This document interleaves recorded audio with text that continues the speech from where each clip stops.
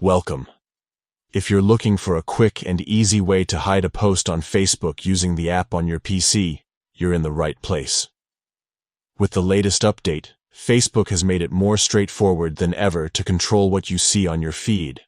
Whether it's a post you find irrelevant, repetitive, or just not your vibe, hiding it can give you a more tailored experience. Let's walk through the process step by step. First, open the Facebook app on your PC. You might be used to accessing Facebook through your browser, but with the new desktop app, it's even more convenient. Once you're logged in, take a moment to scroll through your feed and find the specific post you'd like to hide. This could be from a friend, a page you follow, or even an ad that keeps popping up. When you find the post you want to remove from your site, look closely at the top right corner of that post. You'll see 3 small dots lined up horizontally. Go ahead and click on those dots. A drop-down menu will appear with several options tailored to that specific post.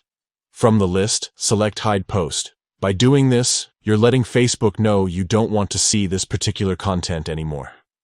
Don't worry. Hiding a post is a private action. The person or page who shared the post won't be notified.